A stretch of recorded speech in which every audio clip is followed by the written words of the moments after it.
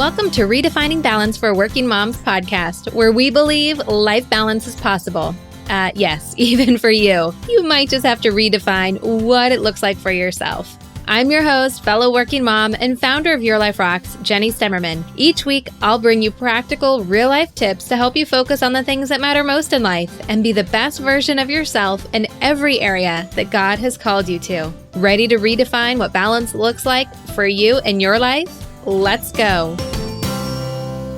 Hey there. Thanks so much for taking time out of your day and having a listen to this podcast. My goal for today's podcast, you guys, is that you really can get some traction and some productivity towards your goals that you have between now and the end of the year. Because guess what? Welcome to November.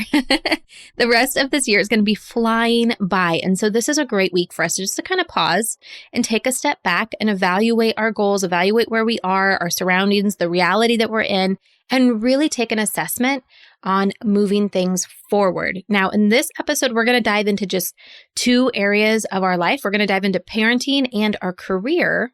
And of course, you can kind of apply the same methodology that we're going to be talking about and we're going to be going through together into all areas of your life. Anything that you have like a big goal in or something that you're wanting to make a life change in. And remember, those are always two different things. A life change is different than a goal.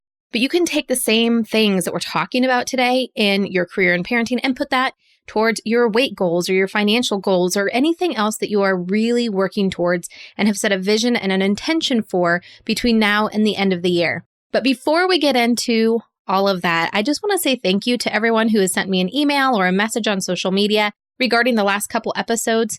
I talked very transparently about some things that are going on in my family and how it really left me burnt out and empty and feeling a little bit out of balance in a lot of different areas of my life.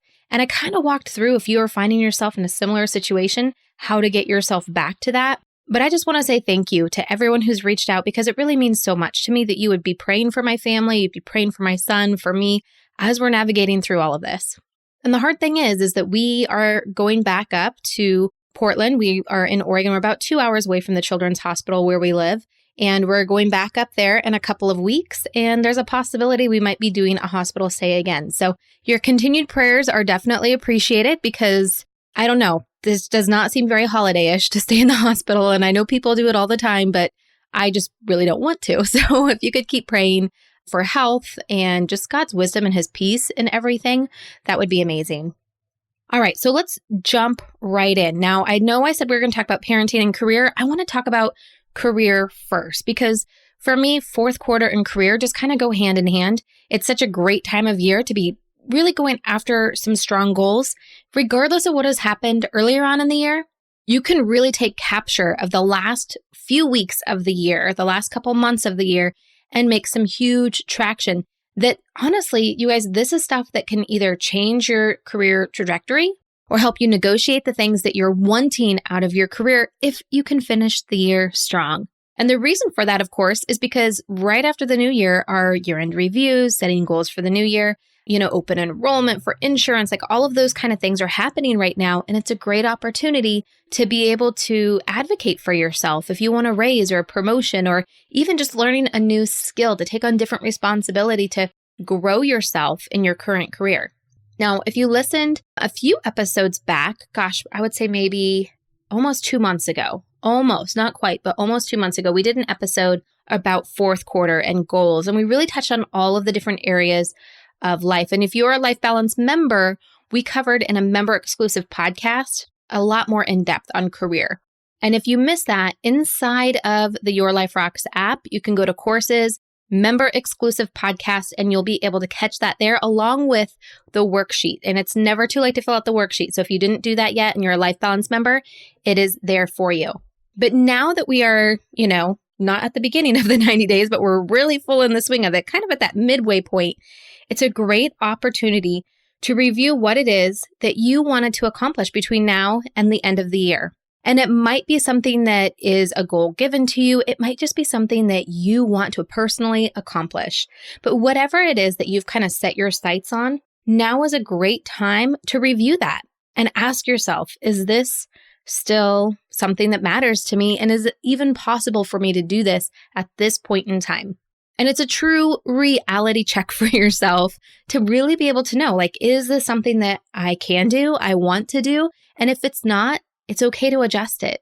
There's no harm in being able to say, you know what, I wanted to do that, but I just don't know if I absolutely can, or if I want to commit to that, given that committing to something is going to take a sacrifice of something else. And you might just not have the opportunity to be able to sacrifice another project or more time at work or whatever it is.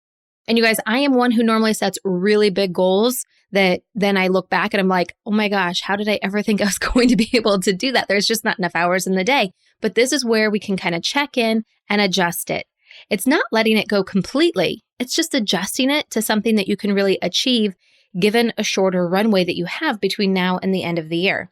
Now, I also think it's an important distinction when we're looking at adjusting our goal is to really think about the things that we need to do before the end of the year. It might be something that is tied to a bonus or something that is tied to a project deadline that's coming up, but there is definitely a difference between a need and a want. And I think we all know that, and I think we all need to remind ourselves of that in all areas of our life. But especially when we're talking about our career goals and the things that we put on our plate to do. Because we might make a huge long to-do list of the things that we want to accomplish, the projects that we want to do, we want to take on these other responsibilities. But at some point, we need to look at this huge, long, unattainable list and say, what is a need? This needs to get done. And what is a want? Meaning, I kind of want to do this, or it would be great if we could do this, but is it an absolute need? Because when you can kind of separate those two, then you can look at those absolute needs, prioritize those, and then if you have time, energy, and resources left, then you can start to do some of the wants. But as we start to move into the holidays, you think about how many working days you actually have left when you take into account holidays, vacation time, meetings that you're in that take away your productivity. All of those different things are going to make your runway a little bit shorter as far as you being able to accomplish what it is that you want and need to accomplish. So prioritization is key here. And as you're prioritizing the things, even the needs can get sometimes a little bit big and unclear. And so I want you to think about it this way.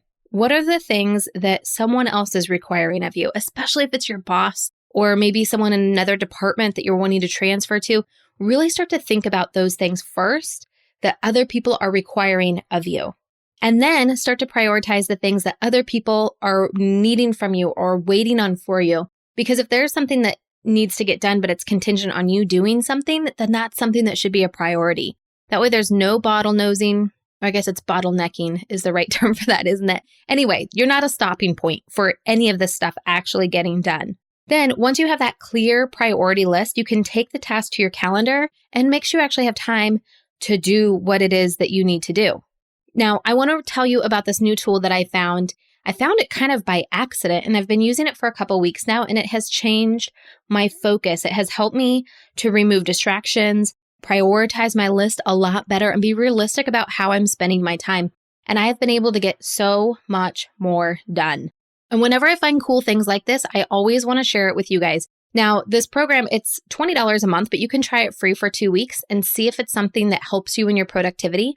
And the thing I like about it is that it pulls for my projects from Asana, and it works with a ton of other project management software systems. It pulls my to-do lists in, it pulls in things on my calendar, and it helps me really plan my day without having to lose all of the things or get overwhelmed by all of the to-dos and all of the deadlines that are in all of these different places. It puts it all into one place. And just like we teach here about planning your day in the morning, it helps you kind of plan your day, prioritize, move things off that you don't have time for, and then you can go into focus mode to remove all distractions. I highly encourage you to try it out, and if it works really well for you, present it to your boss and see if it's something that you can work into your work budget. But you can try it for free by going to yourliferocks.com/plan your day. That's yourliferocks.com/plan your day. Okay, so we've talked about career. We've talked about how to kind of do that check-in, that reality check of where you're at. And really, you guys, it's about keeping things simple and focused and tight. Now we're going to move into parenting. Now, this gets a little bit more hairy. And honestly, you guys, for me, because fourth quarter is so big for career, this is where I can tend to have a little bit of mom guilt. And this is why I check in. Because to me, mom guilt is not always a bad thing. Now, it can be a bad thing if I'm comparing myself to others, but oftentimes it's a barometer, like an inside check, almost like a push of the Holy Spirit to say, hey, maybe your attention is not necessarily where it needs to be, or you need to just kind of back off a little bit or check in on something. But to me, it's always an indicator that I need to assess what is going on and make a change. And that is why this parenting piece is so critically important. And I often forget to do this, except for when we have parent-teacher conferences. And then every time I do parent-teacher conferences or I get that reminder in the backpack, it's my mental note that I need to go through kind of a check-in process with my kids. And it's simply just answering this question. How are they doing right now in school? I mean, it really could be how are they doing right now, because it's not just like what their grades are, right? So when you're thinking about this, I want you to think about knowledge, skill, social, emotional, physical. Those are 5 key pillars that we really want to be checking in as a mom to make sure that we are providing everything for our kids to be successful in all 5 of those areas. Now, when it comes to knowledge, this one for me, for the longest time, I just always trusted the school system. Whatever they're teaching, that must be the right thing. But here's what I have found. Now, we've moved around a lot for work. And every time the kids go into a new school, it's always a huge adjustment because they have gone into school districts that were more advanced than the previous school district. And they've gone from the opposite direction, from more advanced school districts into less advanced school districts. And there are certain subjects that my kids are naturally curious about, that they actually like doing. And then there's ones that they struggle with.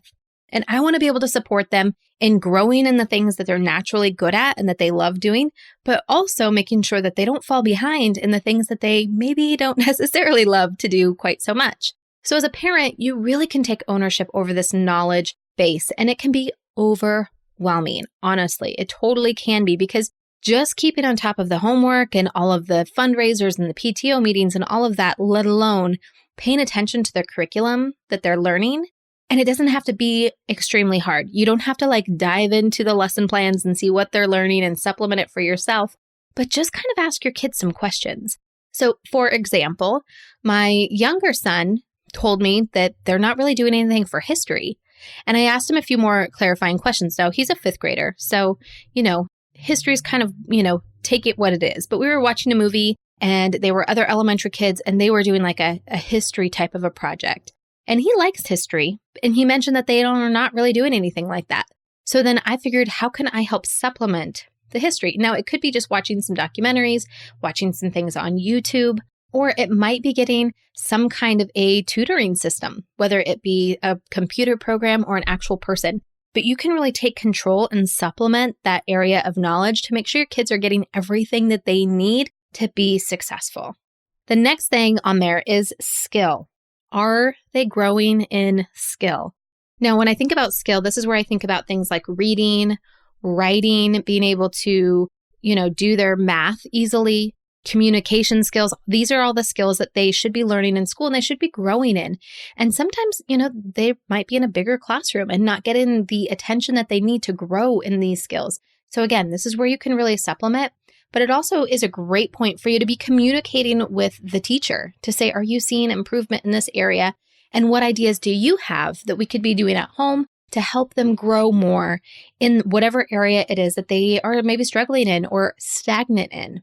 Next is social. And this is a conversation is always the most important conversation I have during parent-teacher conferences.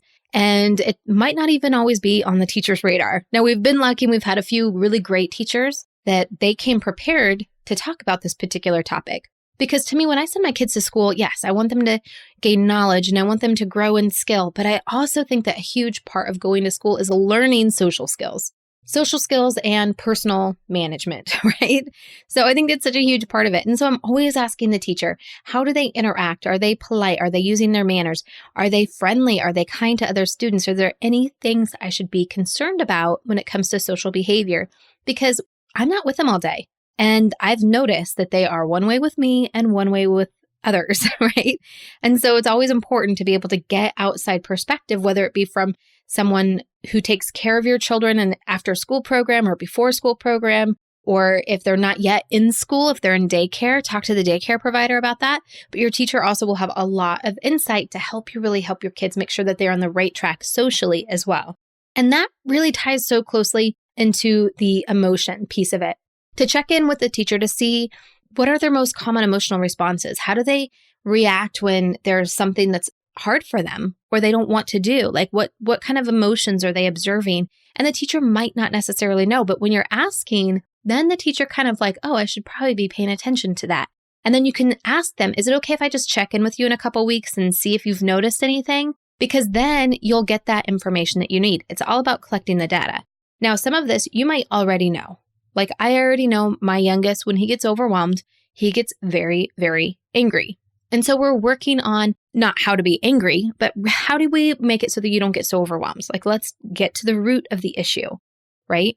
And so you can kind of be thinking about those emotional things to help how you can help them be able to control that for themselves, how they can better understand the things that are triggers for them and how to manage that.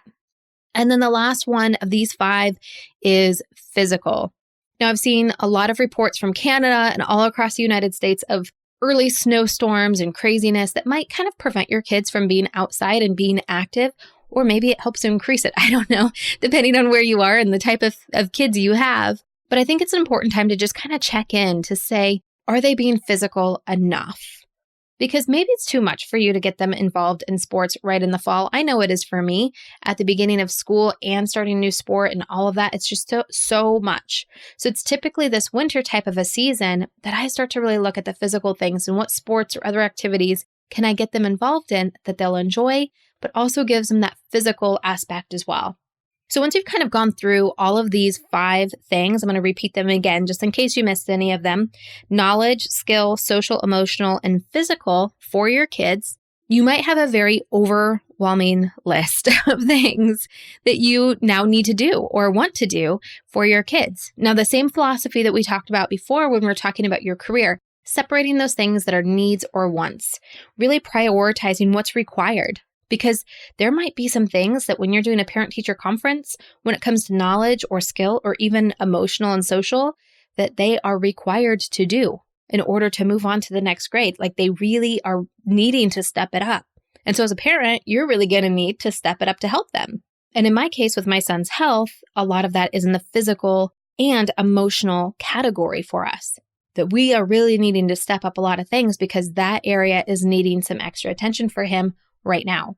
But once you've kind of prioritized those things that are most important to you, most important to your kid, get them involved in this process as well. Then take those tasks to your calendar, remove those distractions. You can even plug them into that new tool that I was telling you about, because I have Asana projects for personal life.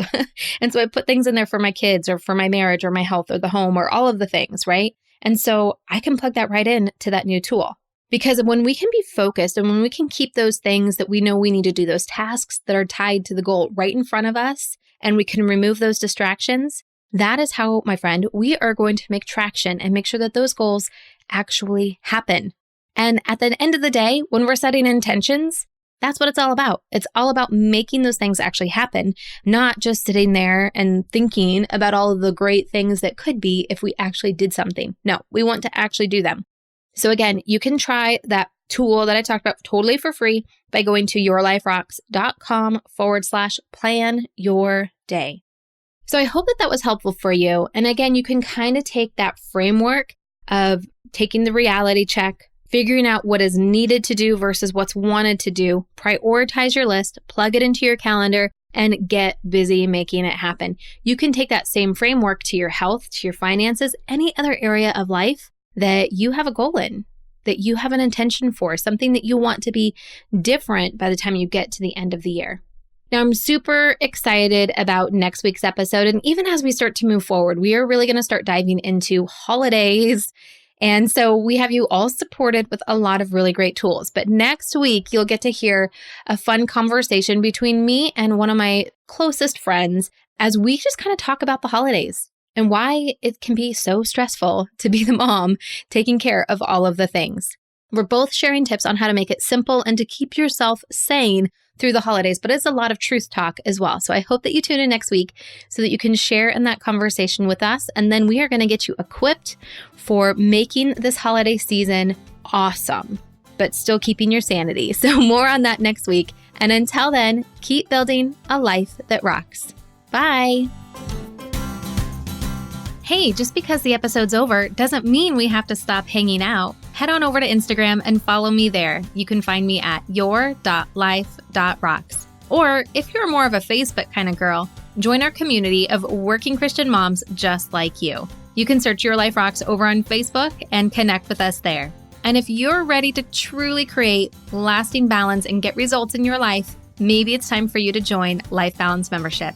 Download the Your Life Rocks app in iTunes or in Google Play. You can upgrade to the membership right inside the app. And if you're looking for more resources to help you create more balance, head on over to yourliferocks.com.